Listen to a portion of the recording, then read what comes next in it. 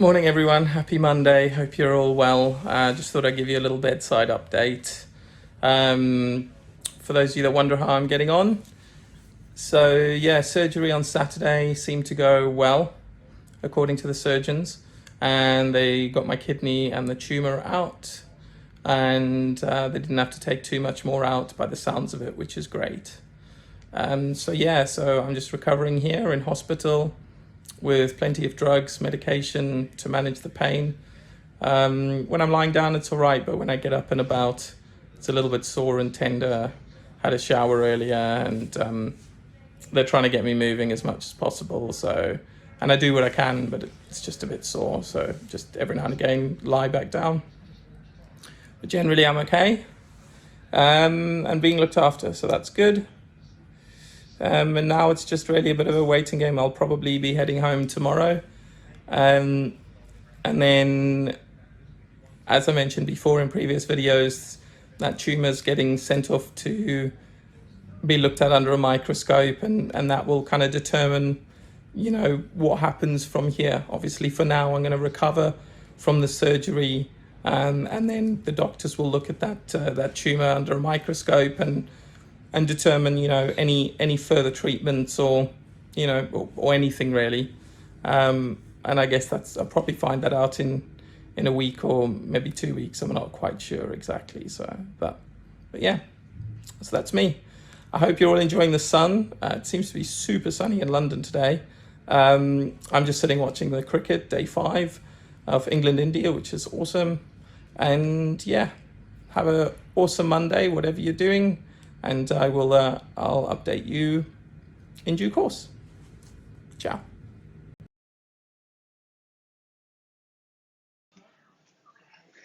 Hey guys, morning. I just wanted to record a quick video it's my last day in hospital, and just to kind of show you how I'm feeling physically. So obviously I've had a major operation, and so I'm just trying to get my strength back and walk, slowly, really slowly, but I'm getting faster, one step at a time, using the handrails and kind of just walking with purpose to try and, just get stronger, I suppose. And the nurses are telling me to walk as much as I can. I'm not on any more strong painkillers, just paracetamol and ibuprofen. And the pain's getting better. It's definitely, I can feel it getting better. So yeah, I'm gonna go home later this afternoon, and then I will try to navigate, walking at home, and getting in and out of chairs which aren't really designed like hospital chairs. But I'll figure it out, and each day gets better. So that's how I'm feeling, and I feel okay.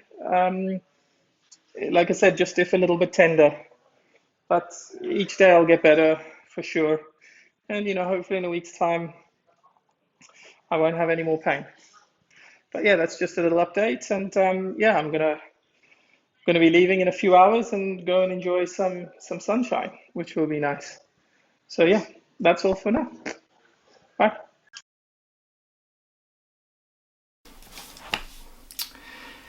Hey everyone, happy Tuesday, and welcome to my first video blog of me returning home after my surgery on Saturday.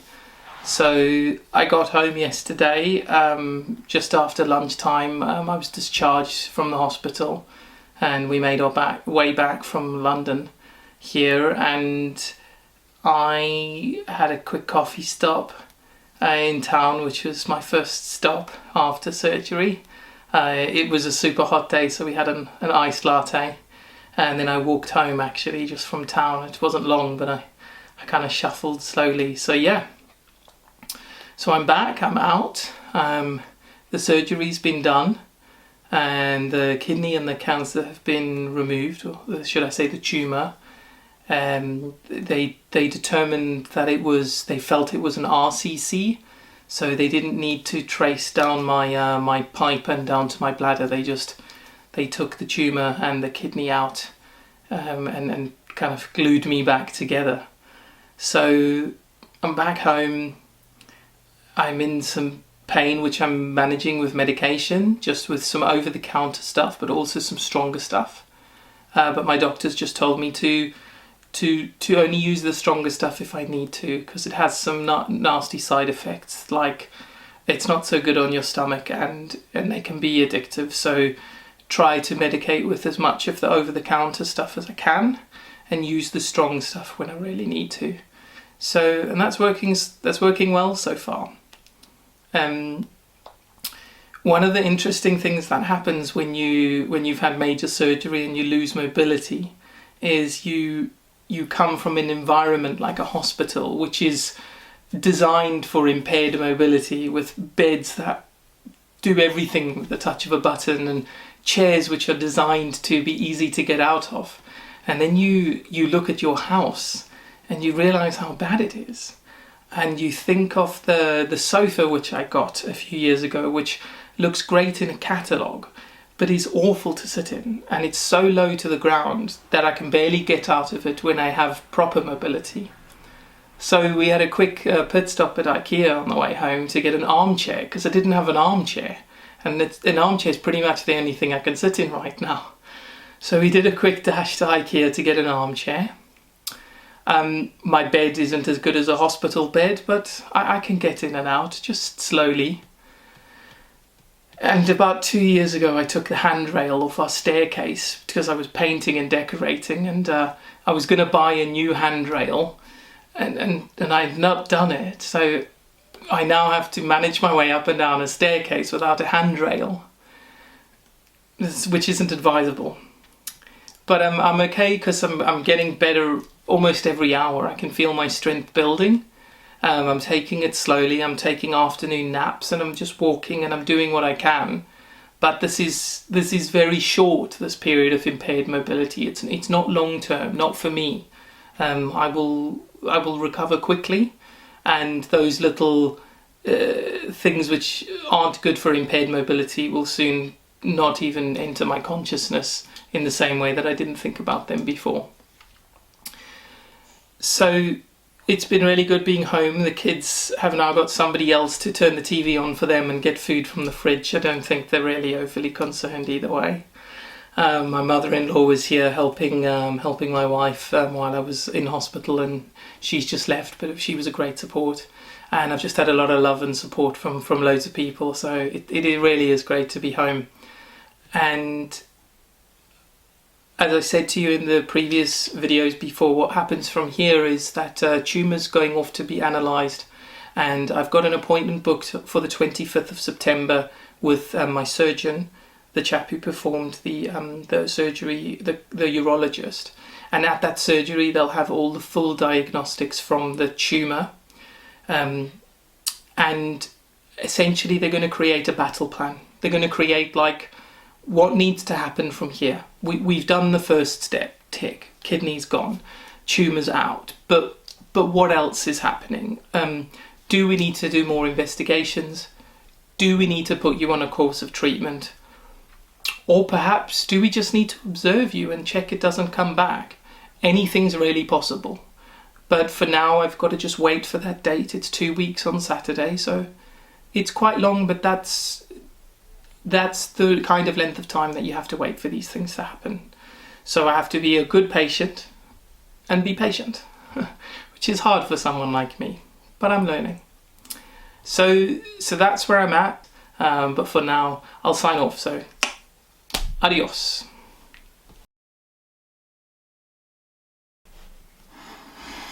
Hello, happy Thursday. Hope you guys are all well. Quick update from me today. I'll try to keep it quick this time, because sometimes I say quick and it's long, so let's go. Physically, I'm doing pretty well. My strength's coming back. I'm not in pain, but I am in discomfort, so my wounds on my body aren't dressed. There's no dressing on them, and sometimes when my clothes kind of rub on them all day, it kind of gets a bit sore. And if I walk a lot or if I move a lot, it's just I get discomfort as opposed to pain. So I'll just drop a couple of painkillers. But that's all right. I'm walking, I walk the dog, and I'm okay. Getting in and out of chairs is still a bit slow, but that's fine. I wanted to talk today a little bit more about how I'm doing emotionally more than physically. So a lot of people have watched my videos and said, you know, you're really dealing with this quite well, and you seem really positive, and you look really well on the camera, and those sorts of messages, which have all been, you know, great, because I don't really know what I'm doing. I've got a camera and I just talk in my room. The message is obviously touching a nerve and for some people, and you know, I'm really pleased for that. I'm happy.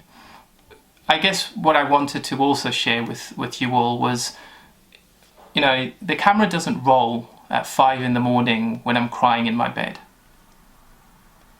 It doesn't. I do cry every day. Every day. So, you know, but that's okay. It's okay for me. And that's why I'm kind of sharing it. I guess what I'm saying that is maybe some people who have also, you know, got cancer or dealing with something big in their life might be watching my video thinking, you know, why aren't I doing that? But I'm just kind of saying that, you know, I do that side too. I do that side too. I just don't film it.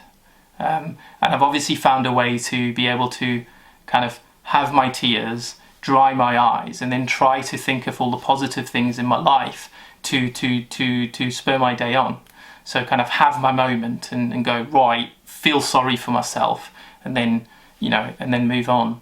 And so far it's working pretty well. So that's, you know, that's good. So I just thought it was really important to share that, to know that, yeah, look, I'm doing well and I've got some positive spin on it, but I'm human and I still have those moments. I've had a big trauma in my life, where I've obviously found out that my life will never be the same as long as I'm on this earth. And I had a really traumatic experience in hospital where, you know, I didn't think I was leaving hospital. That was a very, very real feeling for me. It was raw. It was visceral. I didn't think that I was going to see my children again, as I lay in accident and emergency. And I suppose when I think back to those moments, you know, when the camera's not rolling, I get upset. You know, it's really traumatic. Thinking about the time that the doctor delivered his cancer message to me really cack-handedly and kind of just walked on his heel and didn't really care, that upsets me. And I get upset when I think about it, but, you know, but I dry my eyes at the end and I move on with my day. So yeah, I guess the message I just want to say is it's okay to cry. You know, it's all right to cry. I do as well. But yeah, so that's my Thursday message. I hope everyone's having a great day. I've had a pretty good day. I've walked the dog and it was really sunny today, so that was cool. And Lindsay's brother's come down and he's staying with us for a couple of days. And I'm going to head in to see a friend tomorrow and do a walk, a small walk for charity. So yeah, so that's good. So with that, I will sign off. Have a great day. Bye. Hey everyone, happy Saturday. I just thought I'd give you all a quick update. A week since my operation. It's almost 2 o'clock and I think I went in for my op at about 3 o'clock last week. So we were pretty much 7 days since my operation, and just wanted to update you with how I'm feeling and how I'm doing. So yeah, look, things are going good. I'm feeling much better. My movement's coming back much more. Getting in and out of bed and chairs is definitely becoming easier. And I've pretty much come off pain medication now. I was given a combination of medications, some over the counter and some stronger. But I'm pretty much, well, I haven't taken any pain meds today, so that's pretty good, a week later. Happy days, I guess. The wounds seem to be healing quite well, and I can feel the strength coming back to my abdomen before you kind of lose the ability to be able to like hold your body, and just everything drops, and your beer belly, or my belly, certainly looked a lot bigger because I couldn't hold it. The muscles had gone, but I can just feel them coming back, which is great. So I'm holding myself better. I walked 4Ks the other day, which was good, and I took Hugo to football this morning, which was good. And yeah, I'm going to take Zippy for a walk shortly, so happy days. 2 weeks today until I see my consultant, and he will give me the story of the journey ahead. But so I've kind of got 2 weeks of 2 weeks to just concentrate on this recovery, which is super, and just keep busy. One of the interesting other side effects that I've noted, and I don't know if it's a side effect, I think it's just me, I'm getting up very early. I'm going to bed at roughly the normal time, 11 o'clock. But I'm waking up at, say, 4:30, and then I'm just getting up in the morning and I'm going downstairs at that time. And I'm using those few hours in the morning to, listen to audiobooks and to research stuff, not cancer stuff, like just other stuff. And it's such a beautiful time in the morning because no one's on my phone contacting me to speak to me. Not that that's not cool. I love that, but in the morning no one's doing it, so you can kind of focus. The kids are still in bed, everyone's in bed, the house is quiet, and you just get like these 2 beautiful hours that you can just focus on whatever you want to focus. So I've kind of been doing that, which is cool. The downside to that is by lunchtime I'm pretty slammed and I kind of need an afternoon nap.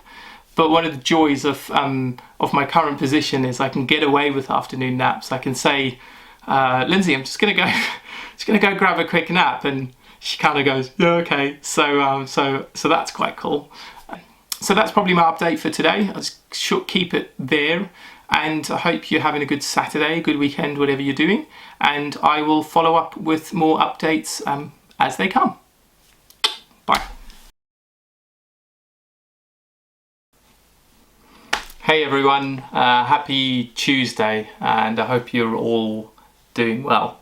It's been a few days now since my last update, and I know many people have been asking me about how I got on Saturday. And so here we go. Let's jump straight in.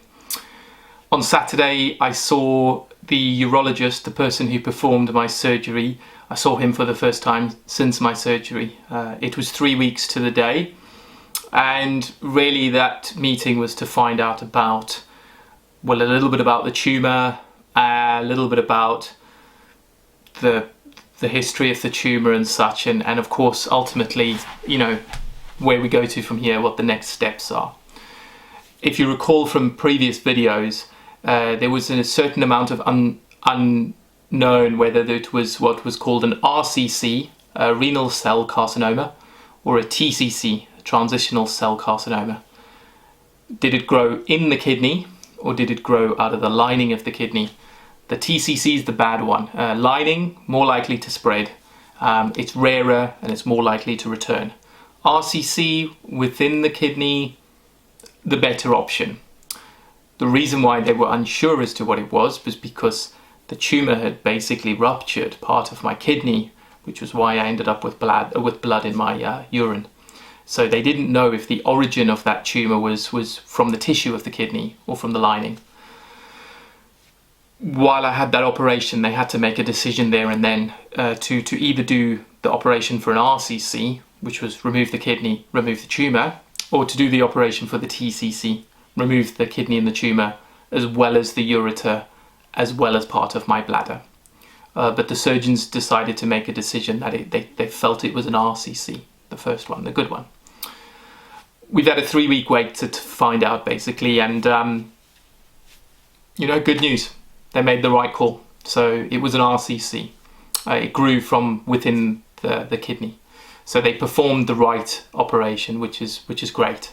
And being less of a rare cancer, it's less likely to return. That doesn't mean it won't, it just means it's less likely. So from that stage, really positive. As well as that, they take a lot of samples from the surrounding area that also get sent off to pathology, and the news back from that is good as well. So really, in short, they feel they've got it.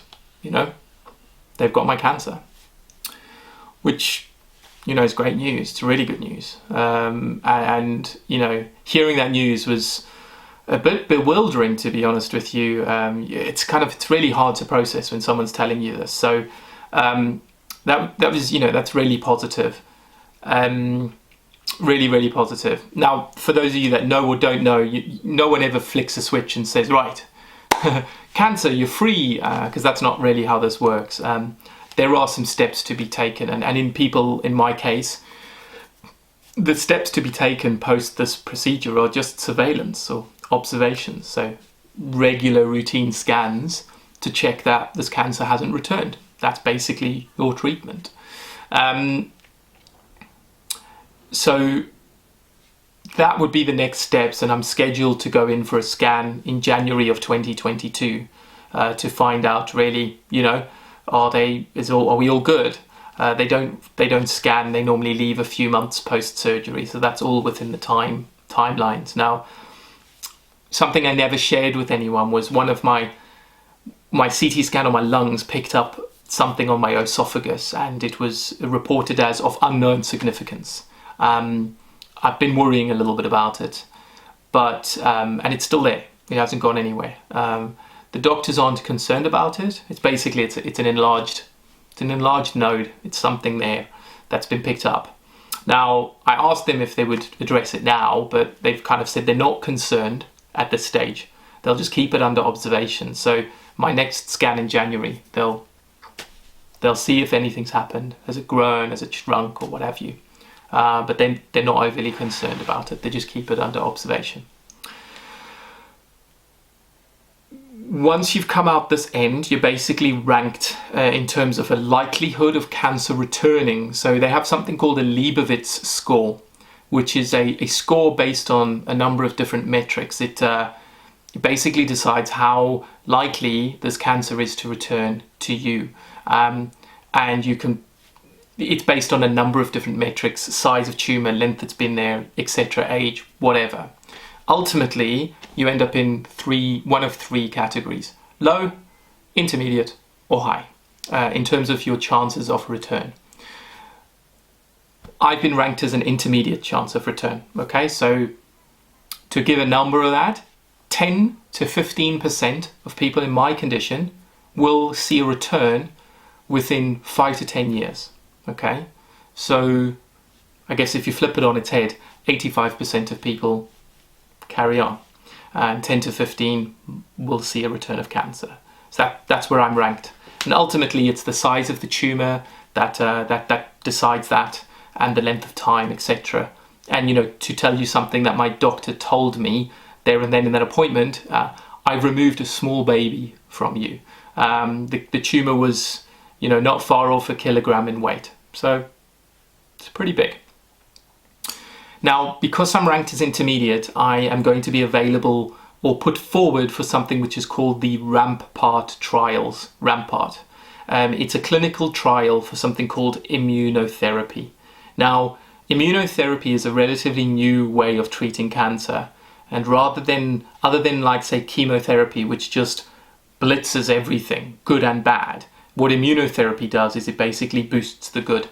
The good immune system in you that normally goes around and fights bad cells like cancer, for one reason or another, in me, they kind of stopped working. And other cancer patients, they got lazy. They stopped seeing the bad cells. So what immunotherapy does is it basically gives them a kick up the arse. So I'm being put forward for these clinical trials, and they are trials. So it's not proven science. It's a trial. It's shown very, very good results in high-risk patients. And so now they're letting intermediate risk patients join that trial. And again, there's no guarantee. This is what it might do, but nothing in medicine comes for free, and there are side effects that come with immunotherapy, which are nothing like chemo side effects, but they're side effects nonetheless. Every drug that enters your body has a side effect, and immunotherapy is no different. So that's an option available for me. So I'm being referred to an oncologist who is part of that trial, and she will talk me through that trial. And then ultimately it's up to me to decide if I want to join that trial or not. It's up to me. Does it fit within my lifestyle? The increase in testing, the increase in surveillance, more blood tests, more urine tests, and taking a drug which is of unknown whether it does or doesn't work. So that's kind of what the future holds. And I'll probably meet with the oncologist within about 2 weeks' time, and then I'll probably only have a week to make the decision, because if you join the trials, it has to be pretty soon. After your operation. But that's kind of my Saturday news. So I mean, it's a bit of a thumbs up, I guess. I'm still digesting the information, and it's hard. I don't think I've really processed much up to this point, and so I'm just kind of getting through it. In terms of my physical health, I'm doing better. I've still got some pain and discomfort. I'm walking and moving more and just carrying on, getting better. I still have some issues with my stamina and my ability to kind of stay awake. But, on the whole, really, it's positive news, which is great. And that's about it. So I think I've rambled on now for about the best part of 10 minutes. So thanks for listening. Happy days. Let's move on. And let's hope that the rest of those scans that come back are clear. As my urologist said to me, if he needs to see me when it's not a scheduled scan, it's bad news. So he's basically said, you don't want to see me. So let's hope for that as an outcome. As I said, next scan is in January 2022. So, then we jump back on that train and we keep fingers crossed that it's clear. But for now, I'll let you go. I hope you all have a great Tuesday and enjoy the rest of your day. And I'll update you with more as it comes.